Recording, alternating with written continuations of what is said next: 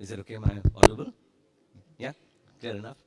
Good afternoon, and um, I must begin by thanking the Anna Centenary Library, the Tamil Nadu Science Forum, um, and all the others who are involved in organizing this for inviting me to speak here. I grew up in this state, so even though I've been in Delhi for many years, it's a privilege always to come back to Chennai when I was here, Madras, and and interact with all of y'all. What I intend looking at very briefly today is to look at the implications of the coming of what seems to be a dramatic change in the global geopolitical economy. It's really going to be only 2 months since the second stint of Donald Trump as President of the United States, and there have been a dramatic set of both announcements and policies which have been implemented. And in the economic sphere, on the sphere of political economy generally, there have been about 3 or 4 areas in which the moves have been quite stark and significant. The first, of course, is that Trump started by beginning to implement what he said was going to be the imposition of significant tariffs on imports into the United States in order to be able to bring factories back or production back to the US from the rest of the world where it had been offshored over a period of time. He threatened to put these tariffs on some of his closest allies, on Mexico, on Canada, on Europe, and of course he was going to put tariffs on China. And to top it all, he said that he's going to have a set of reciprocal tariffs, that is, he would impose, besides these additional tariffs, equivalent tariffs to any taxes which are levied on American imports into other countries, an equivalent reciprocal tax. Of course, at the moment, we know that the tariffs on Canada and Mexico are on hold till April.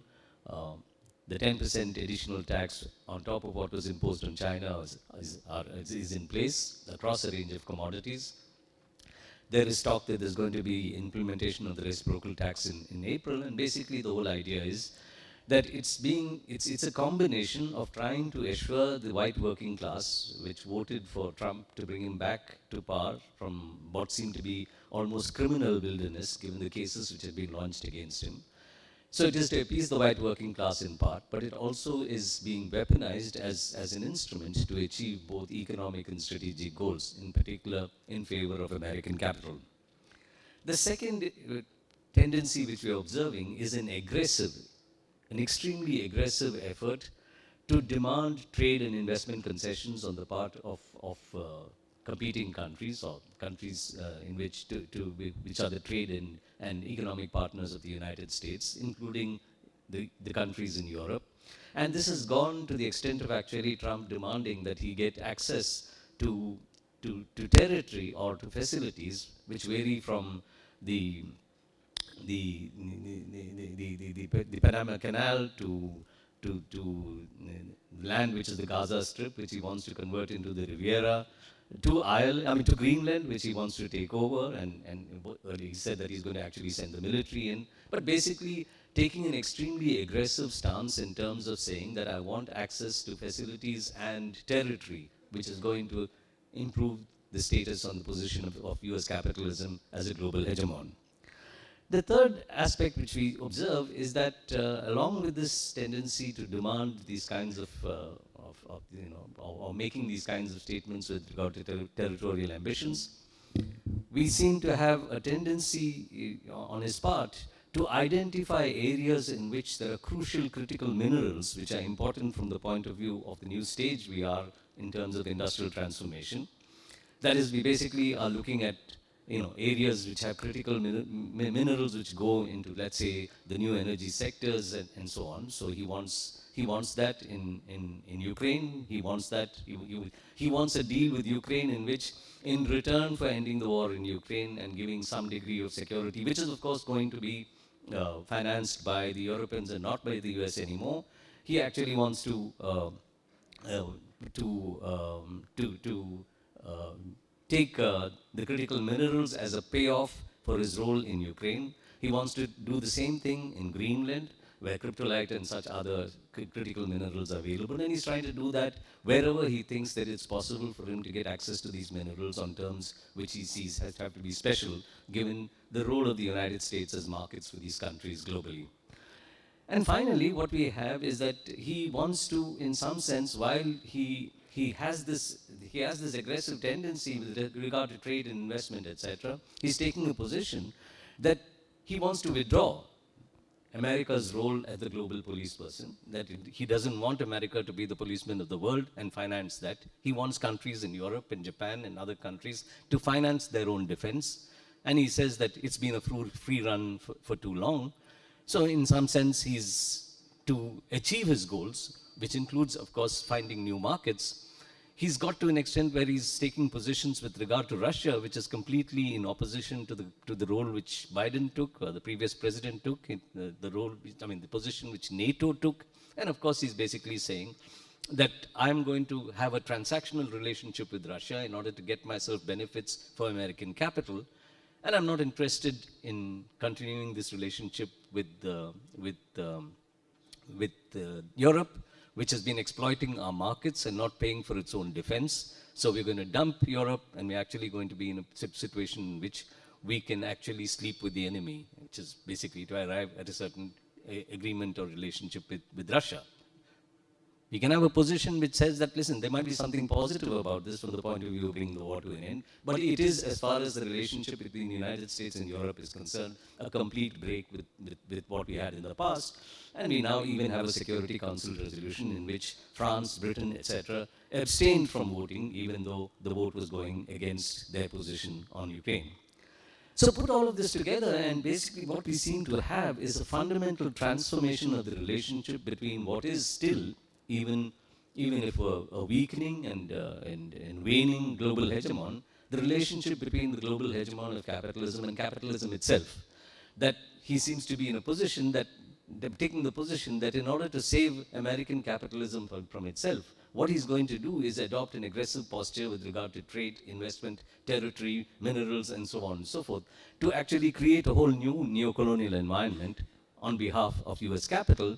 And he's able to simultaneously, he hopes, to pay off the white working class, which, having been left behind by globalization, which actually, having been in a situation in which, particularly in the Rust Belt, where industry disappeared because it had got relocated to China and elsewhere, to Mexico and China and Canada, etc., that he thinks that he can partly pay them off by whatever he gets as a result of this aggressive posture in the international environment, including, of course, the revenues he would get from the large taxes he puts on imports into the United States.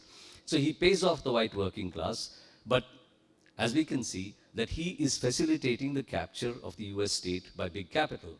It's not just that all the top capitalists or the industrialists, the business people, including in the technology sectors, were lined up behind him on the day he was being sworn in. But what you had in addition was that you have Musk now being the principal agent who's been allowed to go with a wrecking ball, with a sledgehammer against the US state itself. So DOGE, which is the Department of Government Efficiency, is basically deciding that you're going to have a substantial degree of curtailing of the operations of the US state in order to release resources by saving ostensibly large amounts of expenditure. The estimate which Elon Musk himself has put out is that he expects to save something like $50 billion a year. And the idea is that you use these $50 billion to provide concessions, tax concessions and other concessions to US capital. And finally, in this effort at allowing or facilitating the capture of the US state by US capital, an interesting tendency has been, of course, that he wants to completely undermine all efforts at regulation which have been built up and which remain still, because there's been substantial liberalization ever since Ronald Reagan in the United States. But two agencies in particular, one is the Securities and Exchange Commission, which is now brought under the White House by an executive order, and the Federal Trade Commission. The Securities and Exchange Commission was taking a tough position with regard, diluted but tough position with regard to cryptocurrency in particular, Trump backs cryptocurrency. He wants to facilitate speculation by finance in this asset. So he basically wants the powers of the Securities and Exchange Commission to be completely undermined. Trump also wants to undermine the Federal Trade Commission because under Lina Khan, as head of the FTC had gone after Amazon and Meta, saying that they are indulging in monopolistic practices which are against the interests of the citizenry and the consumer and small businesses in the United States. So you basically not only are trying to allow a direct capture by bringing in people from business into senior positions in his cabinet, but you're also having a situation in which you're saying that I'm going to completely rehaul, dilute and undermine the regulatory framework or even discard or dump the regulatory framework such as to facilitate a greater ease for the operation of American capital. Now, how do we interpret this? We can interpret it as saying that, listen, this is just a maverick who's come to power and you don't know what he says one thing today, he's going to say another thing tomorrow, and the world has to suffer him for 4 years because of the fact that he's a madman in power in what is one of the most powerful positions in the world today. But there seems to be a method in that madness. And I would like to argue that the method in that madness can be understood by looking at this whole set of moves which have come in such rapid succession right at the beginning of a 4-year term, and therefore is going to only continue and get intensified and consolidated over the next few years, that we have to see this as an effort within capitalism to restructure capitalism, which has lost its legitimacy, and which is actually in a situation in which, having come out partly because of large infusion of funds on the part of the state and the Federal Reserve out of the 2008 financial crisis, when we thought we were going to have another Great Depression in the world, having come out of that, what you're actually what you're actually observing is that once again there's a huge amount of fragility. You must have read about all these banks, Silicon Valley Bank, First Republic, Signature Bank, and so on, which either failed or had to be merged with other banks because of the fact that they were going to fail. So fragility still remains. It's not only in the United States, of course, it is also in Europe because Credit Suisse had to be taken over by UBS because Credit Suisse went bankrupt. But basically what you're having is that you have a capitalism which came into, which is currently, in particular after the 2008 crisis, completely lost its legitimacy, had thought it had saved itself, but actually is now once again finding itself getting undermined from within because of its own internal contradictions. And what we need to do is to see what Trump is doing as an effort to restructure capitalism in order to save capitalism from itself, as it were. And in particular, in this case, he's basically saying that I don't care about capitalism in the rest of the world. I want to save US capitalism, and I'm going to do it at the expense of everybody else. Now, is this uncommon under capitalism? It's not. We've seen many efforts at restructuring capital in a fundamental form in the history of capitalism. And let's just look at the 20th century and the first quarter of the 21st century.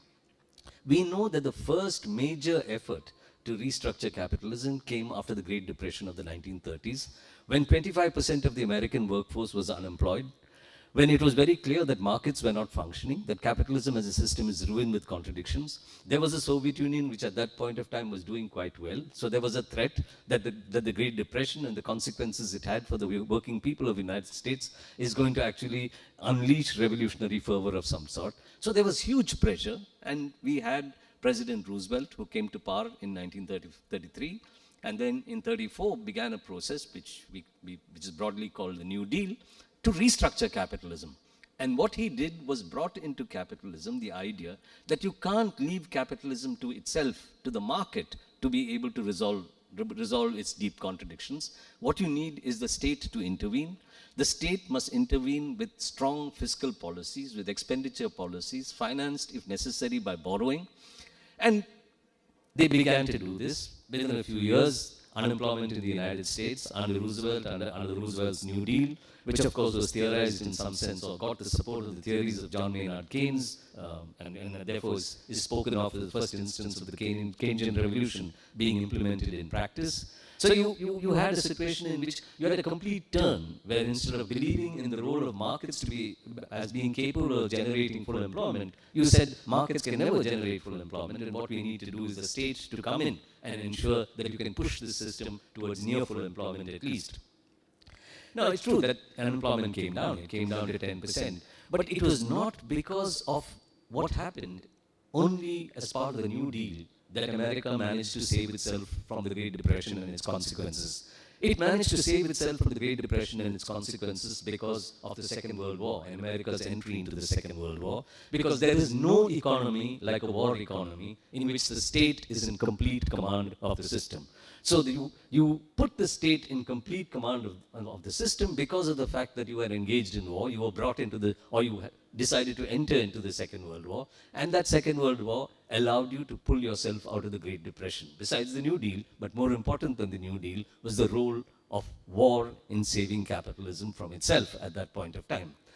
But there was another thing which the war generated, which was that during the war, there was a huge amount of research and development which was undertaken for defense reasons, for reasons of the war. And of course, we know that it led up to the worst thing which we know about technology, which is the atom bomb, with what happened in Hiroshima and Nagasaki. But as part of that research, there were a huge number of spin-offs of defense research, which actually didn't serve defense needs, but came out as collateral as you were undertaking this defense R&D, which was available like technologies on a shelf, which could be exploited as soon as the war was over and you returned to normalcy.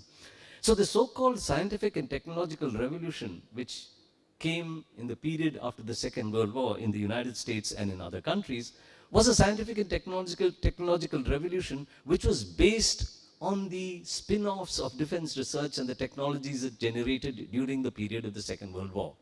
Now, what did that do? That once you had peace, and you started implementing these technologies, started using these technologies, some of it was used outside the United States. Liquid crystal dial was commercialized by the Japanese, even though it came out of defense research in the United States. But anyway, you actually saw huge increases in productivity in the period after the Second World War, and people describe this as a kind of S&T revolution, scientific and technological revolution, which capitalism was going through.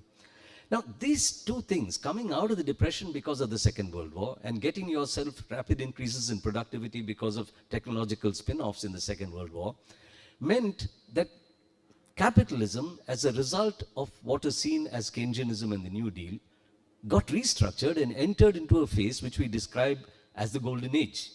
There has been no period in the history of capitalism where it has been as successful as it was between the end of the Second World War and the early 1970s when you faced an inflationary crisis. You all must have read when post-COVID there was inflation, people said, oh, we are going back to the 1970s because that's the memory, that an inflationary crisis came to the United States and Western Europe in the 1970s.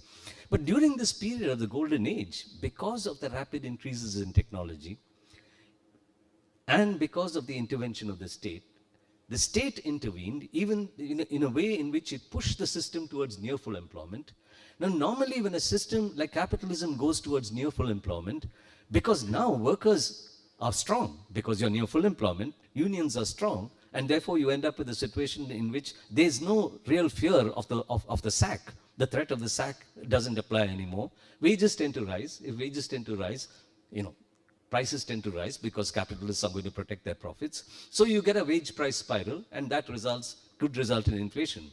But during the Golden Age, you not only had high growth, you not only had near full employment, you had low inflation. This was incredible, unseen in the history of capitalism. And the question is why? The answer is, the reason that happened is because all of this productivity increase you got as a result of the scientific and technological revolution, which came out of the war, of course, that it resulted in productivity rising faster than wages, even though wages were rising because workers were fully employed. And because productivity was rising faster than wages, increases in wages did not lead to increases in prices, because you not only could cover the increase in wages, you could also get a little bit of profit. And therefore you also invested, and this process generated for you this combination of low unemployment, high growth, and low inflation. So that was one major restructuring. But look at this restructuring. That restructuring generated for you the welfare state. The whole idea was that the state must not merely spend, but it must spend in a way in which it redistributes income to a certain extent, at least to the middle and lower middle classes, if not to the working class. And therefore, it was actually a state intervening to redistribute income from the top deciles to the middle and lower middle deciles of the population. So it had a positive, progressive, redistributive effect. That was part of the New Deal, which is what gave capitalism its legitimacy post the Great Depression and saved it from the ignominy of being compared with, at that point of time, what was a very successful Soviet Union. And in fact, everybody said, oh, we should be inspired by the Russian Revolution because, look, they don't have unemployment and we are stuck with this huge amount of unemployment. Now, what happened in the 70s is that this came to an end. This came to an end because once you did not have the benefit of those rapid increases in productivity because you had exhausted most of these technologies which came out of the war, you could no more have increases in productivity which increased faster than wages. But more importantly, the other thing which you had done during the Golden Age was through colonial and neo-colonial exploitation, you kept commodity prices down. In particular, you kept the price of oil down. These were highly energy-intensive countries. And you kept the oil prices down because the Seven Sisters controlled all of the oil reserves in West Asia and the Gulf. So at some point of time, as the boom occurred, these countries said that, listen, we are in a world of decolonization. We are not in the world of the old kind of colonization post the Second World War. We're going to take over our own oil reserves. And they took over their oil reserves, formed OPEC, controlled production and supply. And you had 150% increase in oil prices. So the ability to be able to curb inflation, not merely because of productivity increases which were greater than money wage increases, but also because of the fact that you could keep commodity prices down at the expense of third world peasants, third world miners, and third world energy producers. Because you could do that, you could get yourself the golden age. So it was not just because of the fact that there was a sharp John Maynard Keynes. It was because of the fact that capitalism worked itself out through the use of its hegemonic position in order to be able to save itself from the consequences of the Great Depression. Now the point is, this ended, one, because of the fact that you couldn't keep getting productivity increases, and two, because of the fact that commodity producers in general, but particularly the producers of energy, decided that enough is enough, and therefore energy prices shot up. And that essentially meant that both wages were going up, input prices were going up, productivity was not increasing so fast, and you got an inflation. That was the 1970s inflation, when Paul Volcker was brought as the chairman of the Federal Reserve Board, and he decided to contract America, push back demand as much as possible in order to bring down inflation by raising interest rates from 2%, 3% to 9.5% and 12% and so on, in order to be able to deflate the economy, to actually push the economy down. And there was a backlash against public spending. It is because the government is spending so much money, it's because of all this Keynesianism that you're actually having this inflationary crisis, as it was said. And we had a shift at that point of time, which was a shift which was heralded at the political level by the likes of Margaret Thatcher in the United Kingdom and Ronald Reagan in the United States. Now, what was happening at that point of time? That because of the crisis in American manufacturing, which set in the 1970s and after, there was a rise or an increase in the power of finance. And the increase in the power of finance meant that finance which had been reined in as part of the New Deal using what's called the Glass-Steagall Act, which was passed in 1933 and implemented from 1934, that you began to dismantle it in the United States. You started giving financial interests more and more power. Finance grew very rapidly. There was a huge diversification of the financial sector, and it became larger and larger in terms of assets. Financial profits as a percentage of total profits increased. Financial wealth relative to real wealth increased. So we entered the age of finance. And in the age of finance, what you actually decided to do was that you're going to control inflation by offshoring, by taking production to the countries in the world which had this large reserve army of labor. But you're going to act simultaneously, you're going to make your profits because American capital is going to produce there, even if America is not producing those goods. And in America, finance is going to actually try and bring back as much of those profits as possible by going into the international system as the dominant player in financial markets, which got liberalized all over the world through the wave of liberalization. In that period, we know that what actually happened is that capital which had been reined in as part, which had been pulled back as part of the restructuring effort which came after the Great Depression as part of the New Deal, now suddenly found itself having power.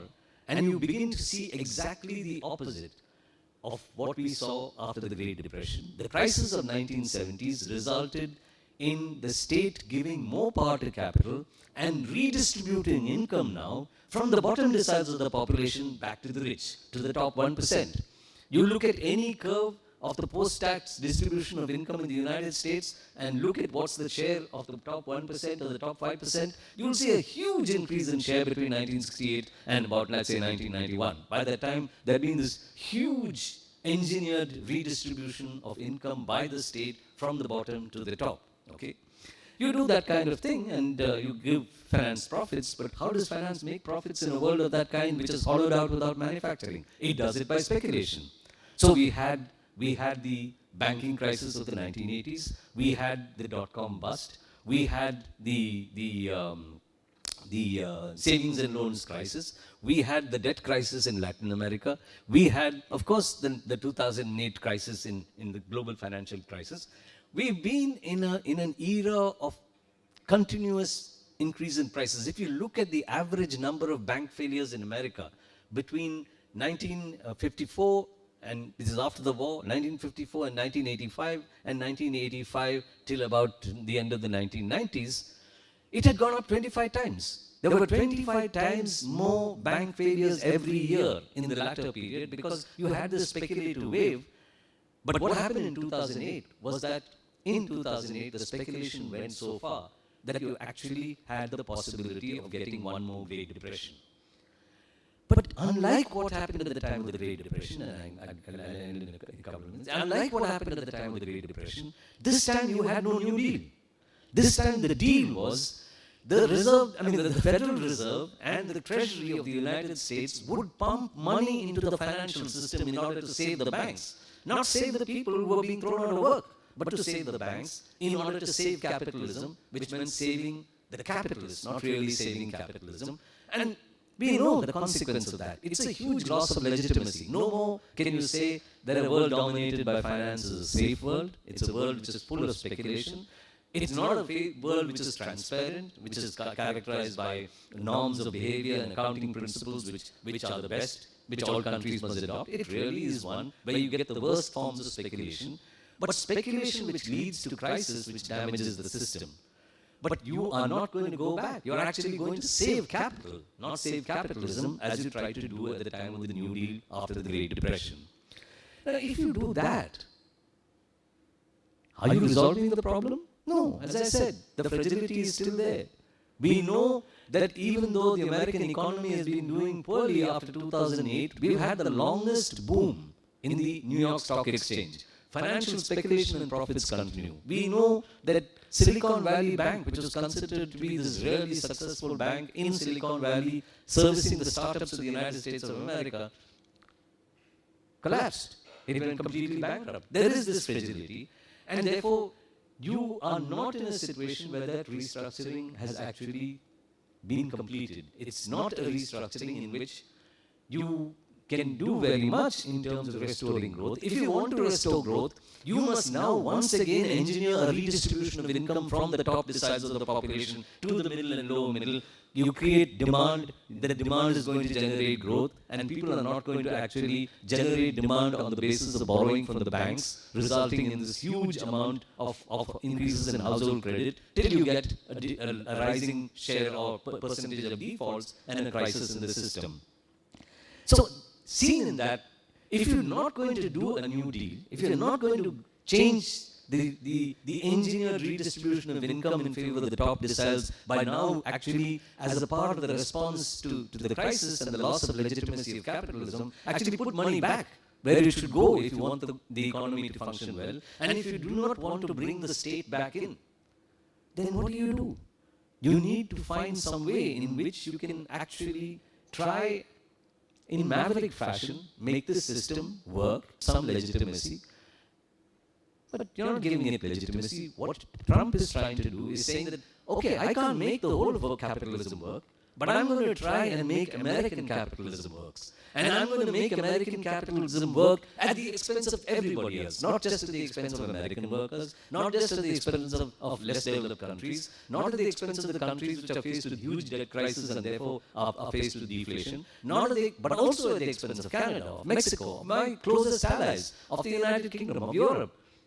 I'm going to get all of them to pay for me to be able to save American capitalism in a context in which I am not willing to have a New Deal type of restructuring, but a restructuring in which rather I will pay big capital even more. I will make them sit behind me, listen to me, accept my maverick, mad behavior, praise me, but then they need me because I'm going to save them, because I'm going to save them by being aggressive vis-a-vis the whole of the world.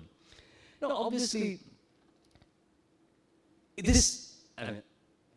one doesn't even need to go into explaining why this kind of an aggressive posture vis-a-vis the rest of the world, where one country is successful and the rest of the country is in the dumps, it just cannot work. It cannot work in a world which is as integrated as we are. But the whole point is, if you want to continue along the same path, if you want a restructuring which doesn't re-engineer distribution, then you actually have to have a kind of neo-fascist move. We thought that neo-fascism is going to be vis-a-vis the populations of each country within those countries, but what we're observing, it's a neo-fascism in which you have one hegemonic state thinking that at the expense of the whole world, it would be able to save American capitalism from itself. That is the kind of restructuring we have to think of when we're trying to understand why in a period of 2 months has Trump done all what he has done, and why are the rich in America accepting it? Why are the Democrats not able to really do anything about it? It's because of the fact that in this crisis, either there is a shift which challenges capital itself, or you basically have to think of these kinds of maneuvers, these neo-fascist maneuvers, which, as I said, we can wait to see the result, and that result is going to be blatant failure. I think I'll stop here.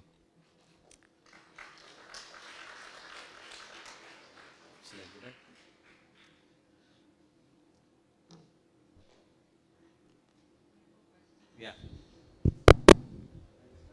We thank you for sharing your invaluable analysis, insight, and expertise, sir. Thank you so much. Now, the floor is open for question and answer session. Audience, if you have a question, you can raise your hand. The mic will come to you.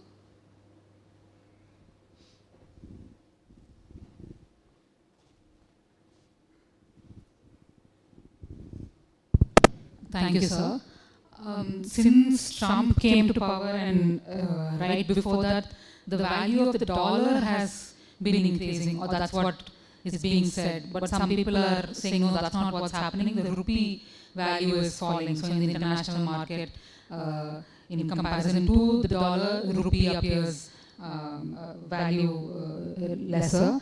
But now that you're mentioning about how the whole Trump coming is about saving US capitalism, is that how the value of dollar is increasing? But also with respect to sanctions that the country has mentioned, wouldn't that actually lead to fall in the value of dollar? But I mean, simply, why is the value of dollar increasing? Well, I suppose if you are going to impose large tariffs, if he finally does impose tariffs not just in China, but across the world, not just in India and China maybe, but on Europe and Mexico and Canada, etc., that is going to boost production in the United States, because you're actually going to say that a market which used to be serviced by imports now cannot be serviced by imports at the same prices, and therefore there would be a boost to American production. And I think in the first instance, people thought that this therefore, people meaning finance thought that this therefore, or wealth holders, I wouldn't say this finance, wealth holders thought that this is something which is going to be good for America. So there is not merely the old flight for safety of wealth into the US dollar, because there is uncertainty in the rest of the world, including the Eurozone. But now you thought that there's going to be a strengthening of the US economy, and therefore you went in the direction of the US dollar. Now, as far as the Indian rupee is concerned, it is true. It is true that part of the reason, I mean, a significant part of the depreciation of the Indian rupee is actually a mirror image of the appreciation of the dollar. And it is possible for the central bank to intervene, for the Reserve Bank of India to intervene to try and prevent that faster depreciation. But the problem is many of the countries who are competitors of India in the global market, their currencies are depreciating vis-a-vis the dollar even more than the Indian rupee is depreciating. So the Reserve Bank of India is in a bit of a trap, because on the one hand, it wants some depreciation to happen because of the fact that otherwise your exporters will lose their competitiveness, because the Malaysian ringgit and Thai baht and so on, not Thai baht so much, but the ringgit and so on, are going down more. So you lose certain competitiveness vis-a-vis these currencies. But on the other, if your rupee keeps depreciating, then foreign institutional investors who have invested here, they bring their dollars in, they convert it into rupees, they invest in the stock market, then they sell their stocks, then convert it back into dollars and go. If meanwhile the rupee is depreciated, the profit that they would get goes down. So they will start moving back. So on the one hand, you don't want too much of a depreciation, because if the depreciation goes beyond a certain threshold, you'll have a large exodus. We've already seen an exodus of foreign institutional investment, and that will aggravate the depreciation, because if foreign currency keeps going out because foreign investors are pulling out, the rupee will depreciate even more. So on the one hand, you want to protect the rupee from falling, because you don't want the FIIs to run away or run away too fast. On the other hand, you want the rupee to go down because you want to protect your exporters, because other currencies are depreciating. So they are trapped. They just don't know what to do in a situation in which the global economy is working that way. Yeah. Good evening, sir. So my question is, America is America today because of a lot of hard work they have put as part of global aid. They have given their presence in global organizations, and in fact the Hollywood movies showing us soft power. But now this current Trump administration is looking so deep internal, like they are exiting out of the Paris Climate Agreement, and they're moving out, stopping the financial aid. So what do you think is their long-term vision? So will America be America if they just look at internal matters and just look finance in terms of global power? And the second question is that reciprocal tariff. So that, because I was there in the first term of Trump when I was in US, so this kind of, this is new what I'm seeing here. But it's not possible, like, you know, Americans can't work at the rates that India, Philippines and many other countries work, because they have labor contract agreement, the least amount they need to pay wages. So how do you think that these two issues will be, how Trump administration is seeing this? You know, there are two elements of American withdrawal from the WHO, from the Paris Agreement. The huge cuts in US aid, which have been announced. They're sacking workers who are aid workers, who, you know, HIV providers, treatment providers in Africa and so on. One aspect of that is basically the notion that if there is any international agreement, like agreements through the WTO, like agreements through the Paris Agreement and so on, which is putting constraints or limits on the functioning of US capital. You want to, why should I be party to it? I don't want to be party to a treaty which is against me, because you guys have got so much benefit out of me over these years, and I got nothing out of you, and on top of that, I'm supposed to join these organizations and support that. So that's one aspect, that you're withdrawing because you want to protect American capital, or you think you're going to protect American capital that way. The other reason you're withdrawing is because you want to take every penny out of the system in order to pay your big businesses. You actually want to close down large parts of the American state, because you want to create a situation in which partly you want to remove regulation, but partly you want to release money which you can use to give tax concessions to corporate America. You want to, you want to use, because sometimes Trump says, listen, when I put these tariffs, I'm going to get more revenues, and I can use the revenues for America's good. So you want to get money from there in terms of saying that I'm going to. So the second thing is you're trying to get as much money as you can back, because you think you've been spending too much money and others have benefited from it, but your capital has not got the benefit of it, and you want to give them benefits, and you want to take every penny both internally and internationally, and therefore you want to withdraw. Now the thing is, Will that affect America's soft power? Of course it will affect America's soft power.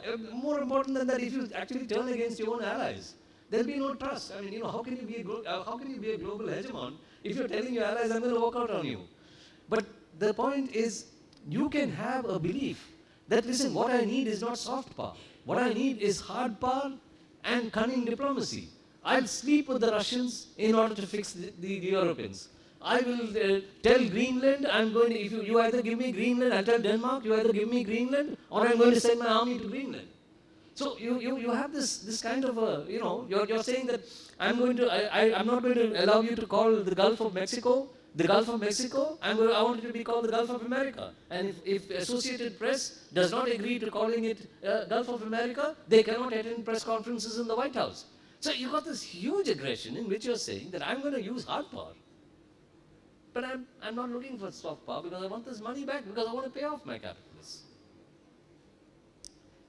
The other thing is, okay, Americans, but depends on how much, if you have a 20% tariff across the board on imports from Canada and the USA, even if you're paying your workers well, by the way, there is a huge shift to casual employment and precarity in the United States workforce. There are more people in the gig economy there and working in McDonald's and Walmart and so on at daily wages which are not anything you can speak of, okay?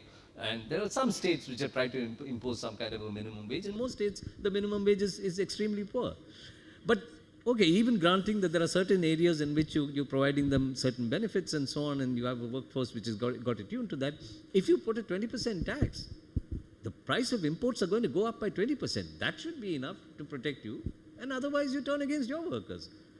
But what you're trying to do in the first instance is to buy out a white working class, which, because it was left behind by globalization during the period, between the end of the 1960s and 1990s, decided to vote for this maverick. I mean, they're complete loyalists. They were willing to actually tear down the White House, saying that they'd fixed the election against Trump the last time he lost. That's the kind of backing he has from the Rust Belt working class, but the white working class. So the way I see it is that he will go as far as possible to take a part of this money and throw crumbs at this white working class, because they are loyalists and he likes those who are loyal to him. But on the other hand, much of the money is actually going to pay off American capital. Next question. Hello, sir. Hi, sir. So I just wanted to ask, you said after 2008, capitalism has lost its legitimacy. So I just want to understand this more, because as you said, financial speculation has been prevalent throughout capitalism's history. But what about the technological side? Because a lot of the technology, I don't believe that all of the technology was developed during the World War II time, because a lot of the technology that we see has actually developed beyond 1970. That's when most of the technology companies actually created products and sold to customers and created a lot of the wealth. And even Elon Musk, he is not a person who's made his wealth through financial speculation, not of a hedge fund manager, he's not an investor. He is an investor, but he invests in technology companies. So what do you think about the legitimacy that technology, innovation and growth provides to capitalism? Well, that's a good question. But first let me say, I'm not saying that there is no technological change under capitalism occurring. I'm only saying is that the ability to get the productivity increases that you got in the period after the Second World War, because there was a shelf of blueprints which existed of technologies which had come as collateral out of defense research, allowed such increases in productivity. But in fact, after 1968, productivity growth in the United States is really low. It's lower than it is. I mean, you just do a Google of Robert Gordon. He's considered to be one of the most famous, analysts of productivity trends in the United States economy. And he says that, listen, we've entered a period after the 1960s in which American productivity growth has come down. So that's number one. But that doesn't mean there's been no technologies. But I want to go one step further. In a world of finance, in a world of financial speculation, what we see as technology itself changes. So I don't know. I mean, is Google a search engine, or which okay, it developed that technology and then it keeps developing on it, or is it some great high-tech firm? Is Amazon basically a marketplace which aggregates sellers and connects them to buyers, or is it some great technology firm? And then when you say, oh, listen, AI, we need to put tons and tons of money into AI. And why do we need to put tons and tons of money into AI? Because this is what's going to make us, keep our leadership vis-a-vis China, etc. And what are you going to get out of it? What you're going to get out of it is huge valuations. That is, you have people funding new firms, calling them tech firms, independent of what they do, and you then on that basis expect valuations to go up. Each time they go for a new funding round, you see a huge jump in the valuation of the firm. That's because of the fact that there is finance speculating on those firms and calling them tech firms. Then suddenly one entity called DeepSeek comes and says, listen, at a fraction of your cost and fraction of using chips which are not even as great as you think you need, I can do exactly what you're doing. Right up front. So, finance itself changes the way you understand technology. And, what is X? What is X? Okay, it's an idea. It requires a little bit of technology, but it doesn't make it a high-tech firm, Can I equate it to a technology in which I say that I have, an idea which is a set of inputs which goes through a production process with a certain organizational framework and generates for me a predetermined output in a way in which I can actually keep costs low? That's a technology for me. That's the way we used to understand technologies. Not in terms of the fact that you can actually get a lot of people come and put in, 500 characters or 600 characters and say, oh, we are great. And if you don't like it, you start another one. And because, Trump is kept out of, not anymore, but used to be kept out of X. So that's the way, we should realize that the idea of American technological superiority is partly shaped by finance itself. It's a wonderful lecture.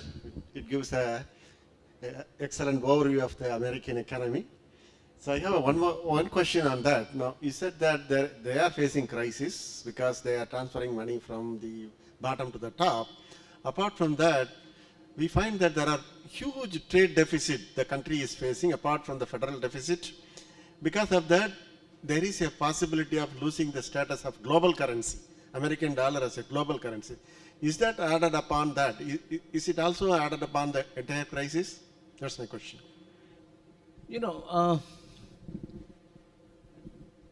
Well, I'm not as optimistic as you are about the possibility that the dollar would lose its dominance, because America lost its trade competitiveness by the end of the 1960s. It started registering current account deficits by the end of the 1960s. If it wasn't exporting a lot of services, in particular financial services and so on, the current account deficit would have been even higher. But that didn't undermine, for all these years, the strength of the dollar.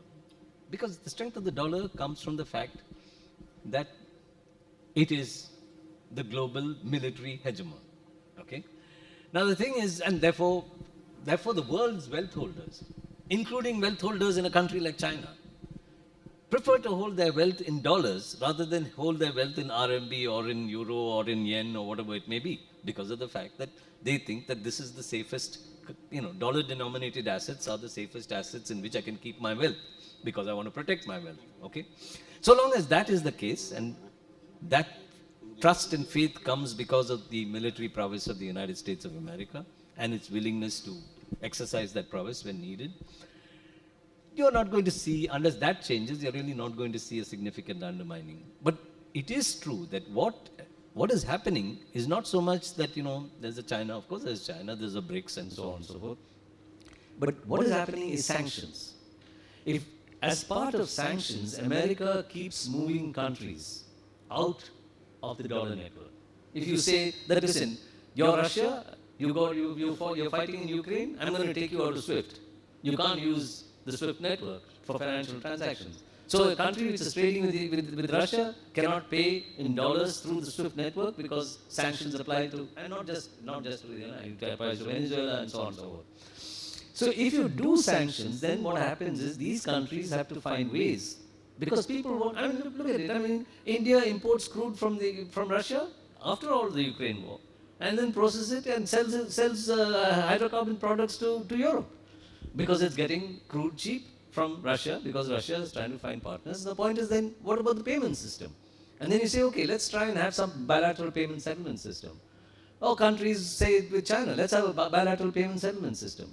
If you end up with a situation where increasingly you create an environment as the hegemon, where you're trying to keep some people out of the global payments and settlement system, that sets off a tendency, which is what tendency? That the percentage of transactions which are denominated not in the dollar but in some other currency keeps increasing.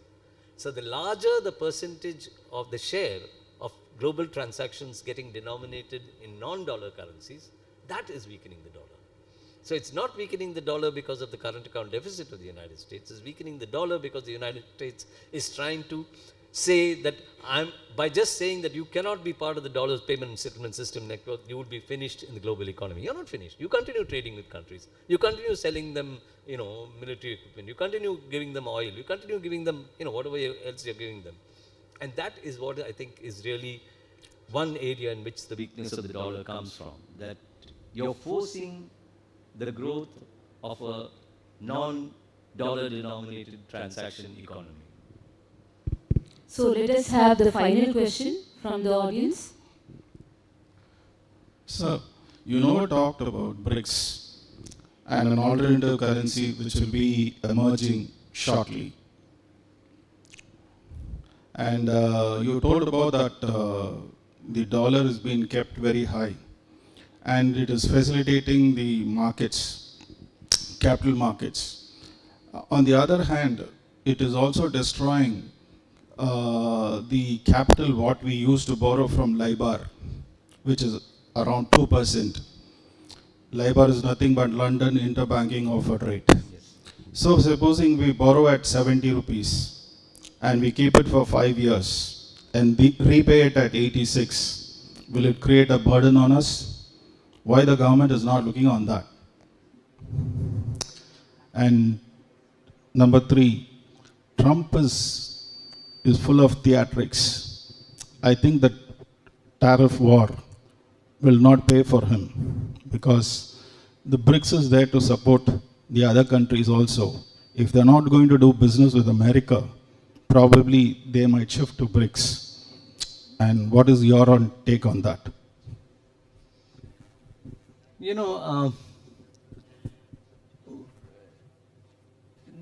The BRICS is still to do things which, China does things which gives it a position in the global economy vis-a-vis a large number of lesser countries, including, of course, through the Belt and Road Initiative. Russia does things which gives it a certain status, partly because of the benefit it has of oil reserves and gas reserves. But as BRICS, I don't see, this currency is not coming. There's no BRICS currency, at least in the very, very, very, near and foreseeable future. So I think that, just let me give you an example. First of all, the New Development Bank is not even as important today as the AIIB, that is the Asian Infrastructure Investment Bank, which is dominated, of course, it's also a multi-country bank, but it's dominated by China. Whereas NDB is not dominated by China, it's got a degree of equal partnership and it's structured to have an equal partnership between the different countries. NDB is nowhere near as important, whereas AIIB is now, nearing importance, which is equivalent to the World Bank in many contexts. The second thing is, at the same time when NDB was set up, the BRICS set up a thing called the Contingency Reserve Arrangement, the CRA. What is the Contingency Reserve Arrangement? The arrangement was that if a developing country is facing balance of payments problems, is facing liquidity problems, that they could approach the CRA, in which these countries which have surpluses will put a part of their surpluses or commit to part of their surpluses to borrow these surpluses in order to be able to tide over the liquidity problem which arises because of the fact that their dollar reserves are falling. Because they are facing some trade problems, they are facing some collapse in tourism, or coffee prices have fallen, or whatever it may be. So the CRA was supposed to be a way in which, that you'd actually offer an alternative, let us say, to the IMF in a context of balance of payment stringency.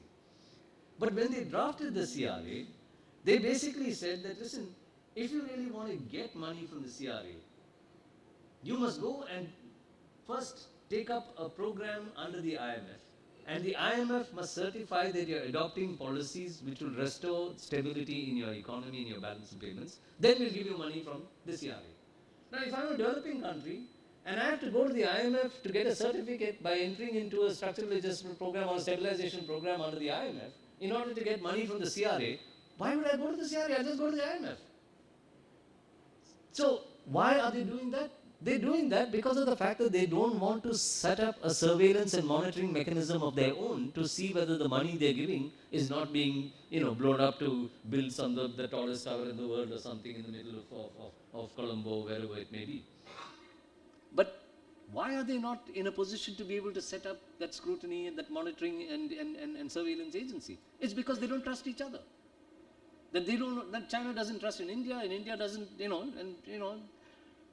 Russia has problems with some of these countries. So because they don't trust each other, they don't set up a secretariat and the equivalent of an IMF themselves. So you can see that even when they're actually taking initiatives which are supposed to make a difference, I don't think they're really going very far in terms of. So as of now, I don't think it really is a force. It's only a voice. That at least there is a platform in which there is a developing country voice which is being asserted, as opposed to, let's say, what would be the case in the IMF or the World Bank. And the UN is huge and large, but that is also a platform where developing country voices get heard. But this is a voice in which some of the stronger developing countries can express their voice. And that's important in the world in a situation of geopolitical uncertainty. Even being able to get your voice heard is something. But that's really not going to change the structure of inequality in the world system. That's the way I see it. Or generate a currency which can actually make a difference to the position of the dollar as it stands today. About your doubt about whether the tariff thing will continue, a lot of people have this view that, Trump is a maverick, he'll say one thing, these are all negotiating devices, that finally he's not going to implement all of this. I mean, they said that with respect to Doge, They just, come on, he's sacking generals. He's closing down US aid. He raised the issue of soft power, What is it? It's a small amount of money for America, Why would you want to close that down? So, there are things, the people said that, no, he's not going to do it, he just talks, But the point is, he's doing things. He's put 10% on China. He's going to do possibly the reciprocal tariffs. He may not do 20% on Canada and Mexico, because they're such close allies, and because of the fact that a car which is produced in that region, in the Mexico-US Canada region, moves across both the Mexican US border and the Canadian US border about 8 times. Because, cars get assembled in stages, and they keep moving up and down. So if you start putting these tariffs on each time there's a movement into your country, that doesn't essentially mean that you're going to have a significant increase in automobile production. It might actually lead to a collapse of the automobile sector, and you will have the likes of Germany and China. Of course, they wouldn't let China into cars into their economy, producing the cars for the rest of the world. So I'm not so. I mean, he might not go the whole hog, but there is something happening in this capitalism today, and that's what I'm trying to argue. I mean, of course, it's my argument. Thank you, sir. May I call upon Mr. Raju, Librarian and Information Officer.